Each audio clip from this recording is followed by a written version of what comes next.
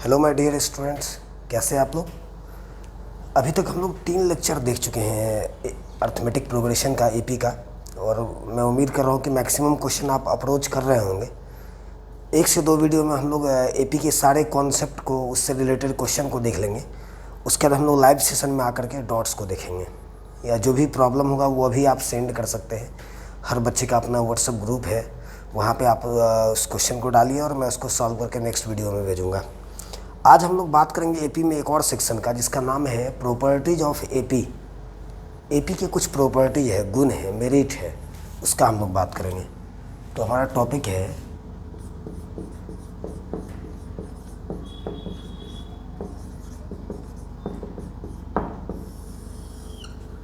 Properties of AP.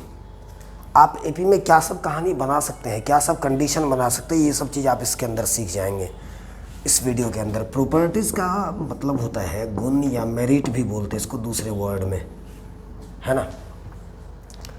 अब जैसे इसमें हम लोग सबसे पहले बात करें, सबसे पहला जो हमारा कॉन्सेप्ट होगा कि अगर सपोज करिए ABC, मेनली इसमें हम लोग 3 टर्म्स पे बात करने वाले हैं। सपोज कर लो कि ABC 3 टर्म्स है एपी का, are in AP, ABC are in AP 3 terms है। तो आप ऐसा कर सकते हैं। एक्चुअल में एपी तब होता है ना जब दो करके 2 कंजिक्यूटिव के बीच का डिफरेंस हमेशा सेम होगा। Means B minus A equals to C minus B, second term minus first term, third term minus second term. आप इतना करोगे, जब एपी है तो ऐसा कंडीशन बनेगा। तो यहाँ से जब आप B को सामने ट्रांसफ़र करोगे, इस A को इधर लाओगे, तो ये प्लस में B आएगा, माइनस से प्लस में आएगा तो ये 2B हो जाएगा, B प्लस B 2B। तो 2B इक्वल्स टू हो जाएगा A plus C, means B equals to A plus C by 2। ये कंडीशन है, ये ध्यान में रखना है। मतलब ऐसे समझिए आप, ये बीच वाला जो प्रोसेस है ना, इसको हमें अप्लाई नहीं करना है। अगर ABC AP में है तो आप इस कंडीशन को लिख सकते हैं। अगर ABC AP में है तो आप इतना लिख सकते हैं, means B equals to A plus C by 2। Middle term B यहाँ पर मिडिल में है, middle term equals to first plus third by 2। आप ऐसा लिख सकते हैं। या यूँ समझिए, इसके रिवर्स अगर जाएंगे हम लोग, आपको देखोगे काफ़ी सारा ज़रूरत पड़ेगा क्वेश्चन में। इवन 12वीं के बच्चों को भी ज़रूरत पड़ता रहता है। अगर जैसे सपोज़ कर लो कि अगर कभी आपको ऐसे दिख गया x equals to Y plus Z by 2, x equals to Y plus Z by 2, तो आप लिख सकते हैं ये x मतलब मिडिल टर्म हो गया। इसी तरह का फॉर्मेट है। ये देखो, यहाँ b के प्लेस पर x है, a के प्लेस पर y है, चाहे a के प्लेस पर z है, क्योंकि a प्लस बी और b प्लस ए सेम होता है। x यहाँ पर बीच में आएगा, यानी आप ऐसा लिख सकते हैं, इसको देख के आप ऐसा लिख सकते हैं कि y x z are in A P. इसके मिडिल में कौन है? x है। और हमें पता है कि मिडिल में अगर b होगा तो b equals to a plus C, यानी first plus third by 2। b यहाँ पर मिडिल टर्म है, middle term equals to first plus third by 2। तो यहाँ भी मिडिल टर्म x है, x equals to Y plus Z by 2। तो ये लिख सकते हैं। तो कई बार आप देखोगे क्वेश्चन ब्रेक करोगे और आपको ऑप्शन में ये ढूंढना पड़ेगा। तो ये कंडीशंस हमें पता होना चाहिए। बस इस रिजल्ट को याद रखना है। दोबारा से एक बार इसको रिवाइज करिए आप। अगर ABC AP में है तो आप लिख सकते हैं B equals to A plus C by 2। ये कॉन्सेप्ट नंबर 1 है, प्रॉपर्टी नंबर 1 है। उसी तरीके से सेकेंड प्रॉपर्टी है, दूसरा प्रॉपर्टी है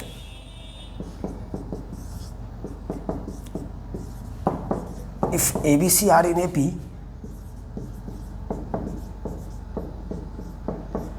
अगर ABC AP में है, या D तक चले जाइए, जो 4th टर्म भी आप देख सकते हैं, या मैं यहाँ पर 3 टर्म का ही बात करूँ, ABC आर इन AP, तो आपको पता है यहाँ पर A फर्स्ट टर्म है, A फर्स्ट टर्म है। तो A को कुछ मत करो, आप B यहाँ पर सेकेंड टर्म है, B को आप चाहें तो लिख सकते हैं A प्लस डी। B को आप चाहें तो लिख सकते हैं A प्लस डी। आपको पता है AP का second term A plus D होता है। उसी तरीके से C यहाँ पर थर्ड टर्म है, तो इसको आप लिख सकते हैं A प्लस 2D। ये काफ़ी बड़े बड़े क्वेश्चन को कैलकुलेट करने में काम आ जाएगा। आपको पता है मैंने यहाँ पर क्या कर दिया, ABC तीनों को A और D के टर्म में कन्वर्ट कर दिया। A का तो कोई बात ही नहीं है, A तो A ही रह गया। B कितना हो गया? A प्लस डी, इसमें भी A आ गया। सी कितना हो गया ए प्लस 2d, इसमें भी ए आ गया। या अगर सपोज करो कभी ऐसे आपके पास मिल जाए, इसी में मैं एक नोट बना के लिख दे रहा हूँ, if A B C D 4 चले जाए 4 टर्म तक आर इन ए पी, अगर A B C D A P में है और चूँकि डी यहाँ पर कॉमन डिफरेंस भी होता है तो थोड़ा कुछ अलग ले लेते हैं यहाँ पे हम लोग। ए बी सी हटा ही दो आप, एक्स वाई जेड पी ले लो आप, है ना। मान लो ये 4 टर्म ए पी में है तो आप चाहें तो लिख सकते हैं एक्स को ए लिख सकते हैं, एक्स यहाँ पर फर्स्ट टर्म है, वाई को आप ए प्लस डी लिख सकते हैं, जेड को आप ए प्लस 2d लिख सकते हैं और पी को आप ए प्लस 3d लिख सकते हैं फोर्थ टर्म। इससे क्या होगा तो एक्स वाई जेड और पी चारों टर्म ए और डी में कन्वर्ट हो जाएगा। तो ये 2 प्रॉपर्टी है, इसके बाद भी हम लोग और प्रॉपर्टी का बात करेंगे। दोबारा एक बार वापस से देखिए, अगर A B C A P में है तो आप लिख सकते हैं B equals to A plus C by 2, ये प्रॉपर्टी नंबर 1 है। दूसरा, अगर A B C A P में है तो आप ए को वैसे ही छोड़ दो, ये फर्स्ट टर्म है, वैसे भी ए पी का फर्स्ट टर्म ए होता है। सेकेंड टर्म यहाँ पे बी है तो बी को आप ए प्लस डी लिख सकते हो। थर्ड यहाँ पे सी है, इसको आप ए प्लस 2d लिख सकते हो। अगर इसी में मान लो 4 टर्म का बात हो गया, एक्स वाई जेड पी तक चले गए, तो एक्स हमारा फर्स्ट टर्म है, वाई हमारा सेकेंड टर्म है, जेड हमारा थर्ड टर्म है, पी हमारा फोर्थ टर्म है। तो सबको हम ए और डी के टर्म में लिख सकते हैं। ये 2 प्रॉपर्टी पहले इसको नोट कर लीजिए। तो चलिए उसी तरीके से हम लोग थर्ड प्रॉपर्टी का बात करेंगे। एक्चुअल में होता क्या है, जब आप इस कैसे पढ़ना मैं ये भी थोड़ा सा डिस्कस कर दूं। पहला काम तो हमारा ये होगा कि वीडियो को पहले गौर से सारी बातों को देखना है, कुछ नहीं नोट करना। फर्स्ट टाइम में जब आप वीडियो को देखेंगे कुछ नहीं नोट करना है, उससे कम से कम 50% बातों को आप पहली बार में समझ जाएंगे कि एपी में किस कॉन्सेप्ट में क्या करना है, कैसे लगना है, कौन सा क्वेश्चन किस तरीके से करना था। आफ्टर फर्स्ट टाइम, पहली बार के बाद जब आप दूसरी बार वीडियोस को देखेंगे तो जहाँ पे भी मैं नोट का बात कर रहा हूँ या जहाँ पे मैं वीडियो को रोक रहा हूँ ना, वहाँ पे पहले नोट तैयार करना है। इससे हमारा नोट भी तैयार हो गया, मैंने उन एक ही चीज़ों को 2 बार देख लिया तो शायद और भी ज़्यादा कॉन्फिडेंट हो जाएंगे और साथ में हम लोग क्वेश्चन भी बना पाएंगे। तो ज़रूर अच्छे से नोट्स तैयार कर लेना है। अब जैसे मैं इसी में थर्ड प्रॉपर्टी का बात करूँ, तीसरा प्रॉपर्टी क्या बोलता है देखिए।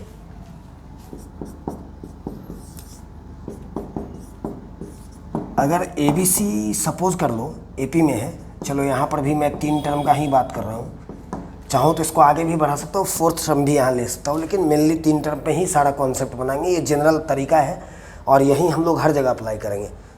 सपोज कर लो ए बी सी ए पी में है, ए बी सी कोई ए पी है। आप अगर इस ए पी के अंदर, इस ए पी में जब आप सेम टर्म को, इस ए पी में अगर सेम टर्म को हर जगह ऐड कर दोगे, सेम टर्म यानी सेम नंबर ले लिया और सब में ऐड कर दिया, या सेम नंबर ले लिया सब में मल्टीप्लाई कर दिया, डिवाइड कर दिया, सब्सट्रैक्ट कर दिया, उसके बाद भी रिजल्टिंग सीक्वेंस एपी में होगा। तो मैं पहले इस कॉन्सेप्ट को लिख रहा हूँ, फिर उसके बाद इसके एग्जांपल्स को भी देखेंगे। देन पहला, थर्ड का पहला है कि जब आप सारे टर्म्स में, मान लो ए है उसमें आपने के ऐड कर दिया, बी में भी आपने के ऐड कर दिया, सी में भी आपने के ऐड कर दिया, सेम नंबर को तीनों टर्म में जोड़ दिया, उसके बाद जो सीक्वेंस बनेगा ना वो भी एपी ही रहेगा। उसी तरीके से सेकंड कॉन्सेप्ट है इसमें कि अगर आप सेम नंबर माइनस कर दो, मीन्स ए माइनस के, बी माइनस के, सी माइनस के, उसके बाद भी ये सीक्वेंस एपी का होगा। आप सेम नंबर से मल्टीप्लाई कर दो, ए इंटू के, बी इंटू के, सी इंटू के, उसके बाद भी ये एपी रहेगा। उसी तरीके से सेम नंबर से डिवाइड कर दो, ए बाई के, बी बाई के, सी बाई के, उसके बाद भी ए पी रहेगा। बस लास्ट वाले में एक कंडीशन है और मुझे ये पता है ये बहुत बड़ा कंडीशन है मैथ्स का कि कभी जीरो से किसी को डिवाइड नहीं कर सकते, क्योंकि अगर किसी नंबर्स के नीचे में जीरो आ गया तो अनडिफाइंड बोलते हैं उसको इन हिंदी, अपरिभाषित। तो आप के को जीरो के इक्वल मत होने दो, जीरो छोड़ के बाकी किसी भी नंबर से आप डिवाइड कर सकते हो। बाकी मल्टीप्लिकेशन में जोड़ना है, घटाना है, मल्टीप्लाई करना हो, वहाँ तो आप चाहे तो जीरो भी ऐड कर सकते हैं, जीरो भी घटा सकते हैं, जीरो से मल्टीप्लाई कर सकते हो, उसके बाद भी एपी रहेगा। ये 4 कंडीशन है। तो इसको मैं एग्जांपल्स के थ्रू समझूंगा। ये मैंने क्या लिखा कि अगर कोई सीक्वेंस एपी का है, अगर कोई सीक्वेंस एपी का है, अगर उस एपी के प्रत्येक टर्म में आपने सेम नंबर को ऐड कर दिया या सेम नंबर से सब्सट्रैक्ट कर दिया या सेम नंबर से मल्टीप्लाई कर दिया या फिर सेम नंबर से डिवाइड कर दिया, तब जो सीक्वेंस बनेगा वो सीक्वेंस भी एपी का ही होगा। थ्रू द एग्जाम्पल आ जाएंगे, बहुत आसानी से इस बात को हम लोग समझ जाएंगे। जैसे अगर मैं बात कर लूँ 246 एपी है, आपको पता है 246 are in AP, common difference 2 का है, ये सीक्वेंस एपी का है। अगर मैं इसके प्रत्येक टर्म में 5 ऐड कर दूं, प्रत्येक टर्म में 5 ऐड कर दूं, कर देता हूं ऐड, देखता हूं क्या हो रहा है। अगर मैं 2 में ऐड कर दिया 5, 4 में मैंने 5 को ऐड कर दिया, 6 में मैंने 5 को ऐड कर दिया, तो आप देखोगे ये 7, 9, 11, 7, 9, 11 फिर भी एपी है, 7, 9, 11 आर इन एपी। मान लो अगर ज़रूरत पड़ा कि हमने सारे टर्म्स को 2 से मल्टीप्लाई कर दिया, 2 से मल्टीप्लाई कर दिया, 2 इंटू 2, 4 इंटू 2, 6 इंटू 2, आप देखोगे उसके बाद भी ये सीक्वेंस एपी में होगा। बोलोगे कैसे, ये 4 हो गया, ये 8 हो गया, ये 12 हो गया, 4, 8, 12, 4, 8, 12, 4 का डिफरेंस बनता है एपी है। मतलब आप सेम नंबर से मल्टीप्लाई, डिवाइड, ऐड करना, सब्सट्रैक्ट करना, सेम नंबर से अगर कुछ इस तरह का चारों ऑपरेशन करेंगे, उसके बाद भी ये सीक्वेंस एपी में रहेगा। पहले चलिए इसको नोट कर लीजिए। तो आज के लेक्चर में था ये छोटा सा कॉन्सेप्ट, मात्र 2-3 कॉन्सेप्ट पे पूरा चैप्टर बनने वाला है। 2-3 प्रॉपर्टी हमने एपी का देखा है। अब यहाँ से हम लोग कुछ क्वेश्चंस को बनाते हैं जो प्रॉपर्टी से रिलेटेड है, तो शायद ये टॉपिक आप अच्छे से क्लियर कर पाएंगे। देखिए, जैसे मैं थ्रू द क्वेश्चन आता हूँ। पहला क्वेश्चन है हमारा, if ABC are in AP, ABC AP में है, देन सो दैट, है ना, then so that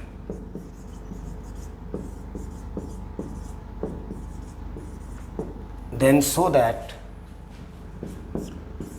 1 upon BC, 1 by BC, 1 by CA, 1 by BC, 1 by CA, 1 by AB are in AP।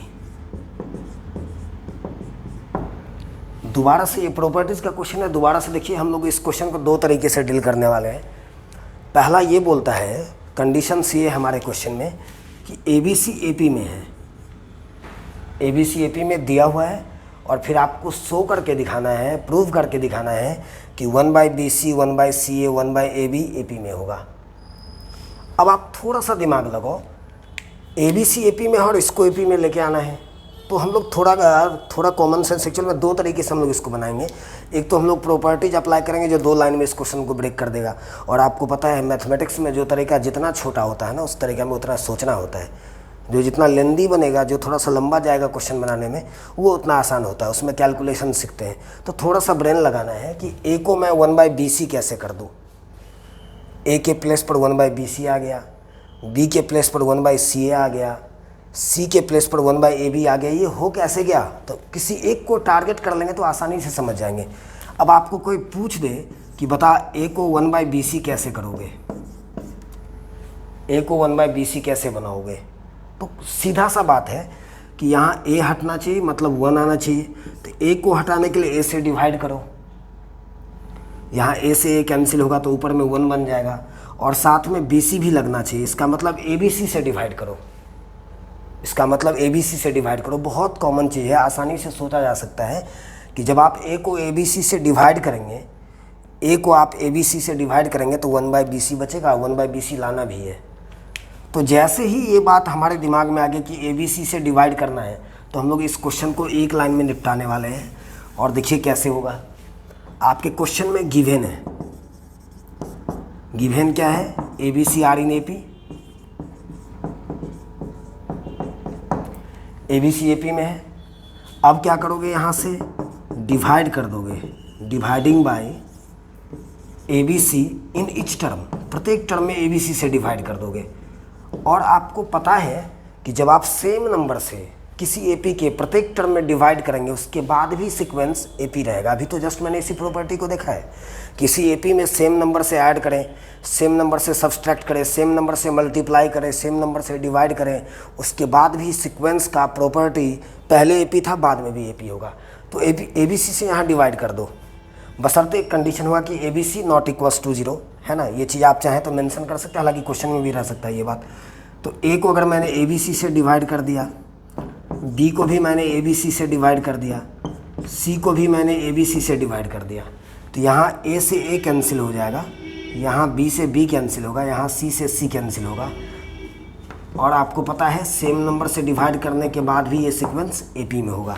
तो ये बच कितना गया, 1/BC, A से A कैंसिल हो गया तो 1/BC बच गया, यहाँ पे 1/CA बच गया, AC CA बात बराबर है, यहाँ पे 1/AB बच गया, और ये सीक्वेंस AP में है।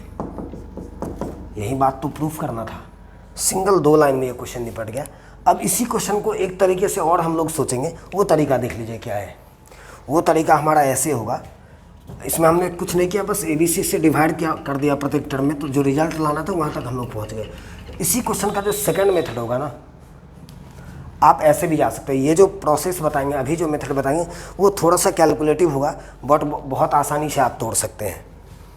ABC अगर AP में है तो आपको जस्ट मैंने अभी बताया था, अगर ABC AP में है तो आप लिख सकते हो B equals to A+C/2, B equals to A+C/2। ये पहला प्रॉपर्टीज़ था इसका कि अगर ABC AP में है तो आप लिख सकते हैं B equals to A+C/2। Now अब आपको देखना क्या है कि किसको प्रूफ करना AP है, तो उसको हम लोग लेट कर लेंगे, 1/BC, 1/CA, 1/AB are in AP। अब क्लियर सी बात है, जब ये AP में है, अगर ये 3 टर्म AP में है तो आपको पता है कि 2-2 करके डिफरेंस निकालेंगे तो सेम होगा। 2 कंजिक्यूटिव टर्म्स के बीच का डिफरेंस सेम होगा, second term minus first term, third minus second, ये सेम होगा। Means 1/CA minus 1/BC equals to 1/AB minus 1/CA, ये सेम आएगा। Second term minus first term, third minus second, अगर AP है तो ऐसा होगा। अब यहाँ से कैलकुलेट कर दो तो बता तो CA और BC का LCM कितना होगा बेटा। आप न्यूमेरिकली LCM निकालना जानते हैं। CA और BC का LCM कितना होगा, अगर मैं A से लगा दूँ तो ये C बचेगा, ये BC बचेगा। अब मैं C से लगा दूँ तो ये 1 बचेगा, ये B बचेगा। इस सब को मल्टीप्लाई कर देंगे तो ABC हो जाएगा, A into C into 1 into B, ABC हो जाएगा। तो याद रखिए CA और BC का LCM होगा ABC। अब CA से अगर ABC में डिवाइड करेंगे तो CA कैंसिल होगा तो B बचेगा, BC यहाँ BC से डिवाइड करेंगे तो A बचेगा। यहाँ पर भी AB और CA का LCM होगा ABC, है ना। जब आप इसमें AB से डिवाइड करोगे तो C बचेगा, यहाँ CA से डिवाइड करोगे B बचेगा। ABC से ABC को कैंसिल कर दो, क्रॉस मल्टीप्लाई करेंगे कैंसिल होगा, दोनों का डिनोमिनेटर सेम है, कैंसिल हो जाएगा। तो बच कितना गया, बच गया B minus A equals to C minus B। अब आप इस B को इधर लेके आ जाओ, प्लस में आएगा, ये A इधर आएगा तो B plus B equals to A+C means 2B equals to A+C means B equals to A+C/2। Last final simplified form यही है। अब देखो यहाँ से जो पहला इक्वेशन है और सेकंड मैंने इसको तोड़ के लाया, क्या दोनों का रिजल्ट सेम है या अलग अलग है, दोनों सेम है। यहाँ पर भी B इक्वल्स टू A+C/2 है, यहाँ पर भी B इक्वल्स टू A+C/2 है। अगर ये दोनों रिजल्ट कॉमन हो गया, इसका मतलब पहला अगर AP है तो दूसरा भी AP होगा। इस तरीके से जा सकते हैं। ये थोड़ा सा 1-2 स्टेप जाना पड़ता बट आसानी से कैलकुलेशन कर सकते हैं। यानी लास्ट में आप लिख सकते हैं दोनों का रिजल्ट मैच करवाना पड़ता है। Hence 1/BC 1/CA 1/AB are in AP। चलिए इस क्वेश्चन को पहले नोट करिए, दोनों मेथड आपको बनाना है। अब इससे प्रीवियस ईयर IIT का JEE मेन का पूछा हुआ क्वेश्चन है, कई कॉम्पिटिशन में ये प्रॉब्लम आ चुका है, बहुत छोटा प्रॉब्लम है और जो अभी मैंने कॉन्सेप्ट पढ़ा है सब उसी पर डिपेंडेंट प्रॉब्लम है। ये क्वेश्चन ऐसे दिया कि अगर ABC AP में है, ABC अगर AP में है तो आपको ए क्यूब प्लस सी क्यूब प्लस 6 का वैल्यू क्या होगा, ए क्यूब प्लस सी क्यूब प्लस 6 का वैल्यू कौन सा होगा। यहाँ 4 ऑप्शन है, पहला B cube, second 4b cube, third 8b cube और डी नन ऑफ दिज। अब देखो बहुत आसानी से सोचना है, मतलब एक बात तो क्लियर है कि क्वेश्चन का रिजल्ट बी में लाना है।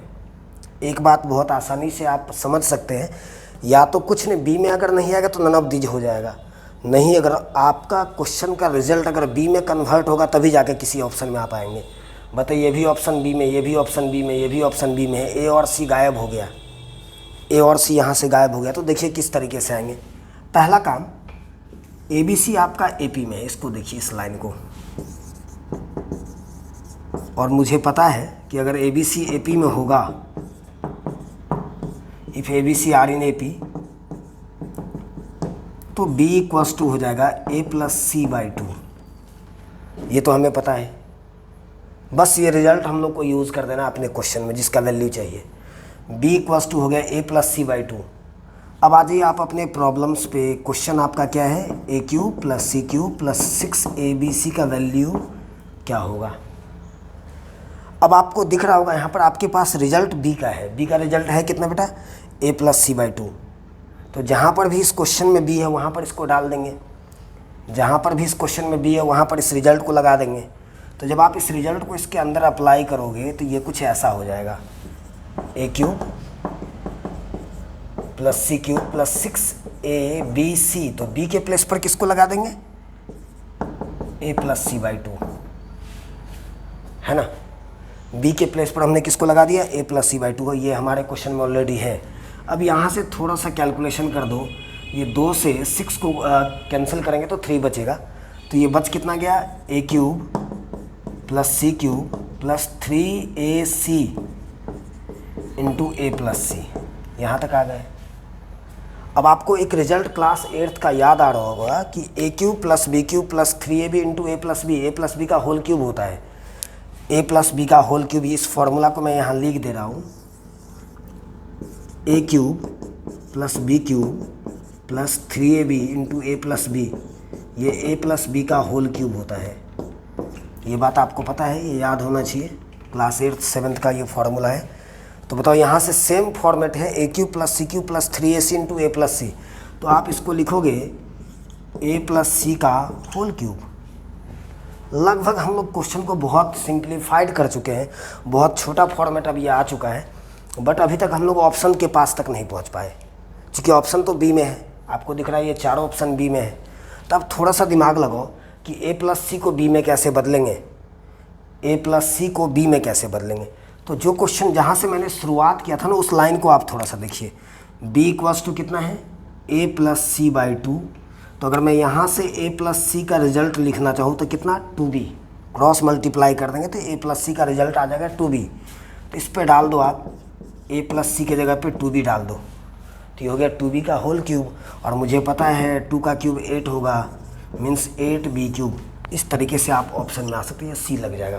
तो ऐसा छोटा छोटा क्वेश्चन भी ये मेन में आता है, और ये आपके डायरेक्ट प्रॉपर्टी पे है। आज का वीडियो इतना ही शॉर्ट रहेगा, इस प्रॉपर्टी को पूरा देखना है, इस वीडियो को देखना है। मुझे लगता है कि एक लेक्चर में और हम लोग सीक्वेंस के थ्योरम को ख़त्म कर देंगे, सारे कॉन्सेप्ट को एंड कर लेंगे, फिर हम लोग प्रॉब्लम देखने वाले हैं। अभी आपको जो टॉपिक मैं बताते जा रहा हूँ उस टॉपिक से रिलेटेड क्वेश्चन को देखना है। अगर नहीं बन पा रहा तो कोई दिक्कत नहीं है, कोई टेंशन नहीं लेना, उसको नेक्स्ट वीडियो लेक्चर में देखेंगे। Thank you.